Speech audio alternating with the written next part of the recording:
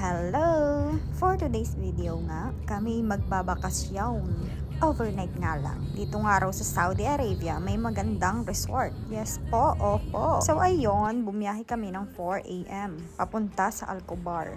Ang layo nga pala niya is 4 hours from Riyadh. Kaya kami nag-stop over muna din sa NLEX. NLEX? Charot.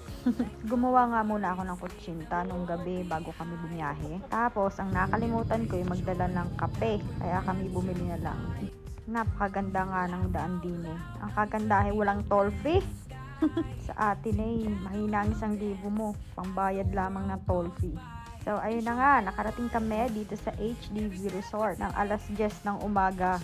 Dapat ngayon mga alas 9 nandini na kami. Nangangapa pa si Beshi mo sa biyahe. Kasi ngayon first time niyang mag-outside nang siya ang magmamaneho. Nandini na nga kami. Napakagandang resort. Sa labas pa lamang masusura ka na't yung security guard ay sinisingil nga kami ng 150. Hindi naman kami magde-day tour. Kukuha kami ng villa. Social. Wala kaming balak bumalik ng Riyadh ng kinahaponan at napakalayo nga. Tinanong ng mga kasamahan ko kung tama nga raw na magbayad kami doon sa gate. Ang sabi ng reception ay hindi daw. At doon nga raw sa kanila sa cashier magbabayad. Kaya nga kung pupunta kayo dito, huwag kayo maniniwala doon. Dumiretso kayo dito sa reception. Kaya ibubudulin lamang nun. Ako pala sa Google. Kabuuan nitong resort. Ay napaganda, di ba? Halika't itutur ko kayo din eh. Sige. Nari nga pala yung labas. Hala, pagiging Bulacan na lumabas. Tapos, magsimula ako dito sa harap. Ayan yung harap ng villa na nakuha namin. Likat pumasok tayo. Pagpasok mo ngayon, ayan na. Isang malaking sala ang bubungad sa iyo. Tapos ngayon, nasa kanan na pinto. Yan yung daan papunta sa likod. Tapos may TV naman sila at mga sofa. So, ayan yung batang makulit. Dumiretso na nga sa kwarto siguro napapagod gusto magpahinga. May isang malaking kama, may dresser din, ayan, hindi nga masyadong nakita. Yung pinto na yan, lagusan din palabas. Ayan, may cabinet din sila, hindi ko alam kung ba't di nakuha. Anong kwenta nga itong tour na to, nako. Sa susunod ay gagalingan ko na nga. Yan yung CR nila, may mga libre. Maiuwi ako, remembrance. Ito nga resort na to ay fully book, meron nga lang daw nag-cancel, kaya akuha kami.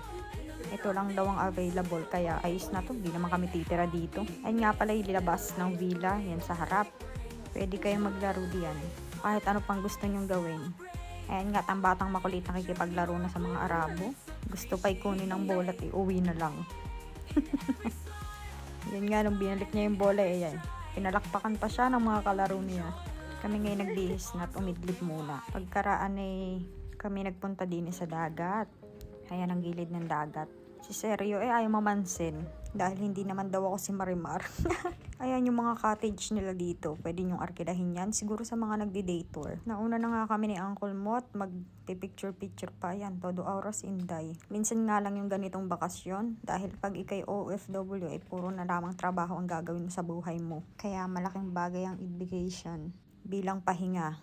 At makapag-relax-relax ka muna. Yun nga lang magastos talaga.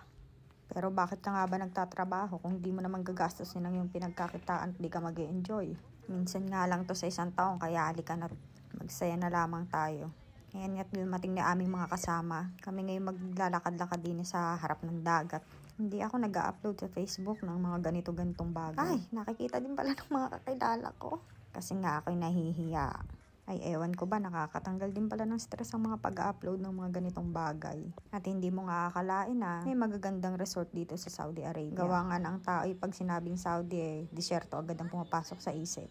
Ayun, kinagabihan kami naglakad-lakad dahil meron nga raw public pool dito. Ang plano ay maliligo kami diyang kinabukasan pagkatapos magdagat. Kaya nga lang wala na kaming oras kinapos. Ayun nga, paglakad namin ng gabi, mailaw sa gilid ng dagat. Tapos kami muna tumambay dyan sa gilid. Ay, tunay ngang nakakawala ng stress. Kaya nga lang napakalamig. Meron nga rin palang activities dito. Yung mga bisikleta na pwede mong arkilahin. Parang 30 riyals for 30 minutes. Pwede ka rin mag horseback riding. Nga lang hindi ko alam kung magkano at di ko na itanong. Pwede ka rin mag jet ski. Kami nga mga nakaswimsuit. Di naman kami sinita kaya maligaya ang buhay. Maraming salamat sa panonood.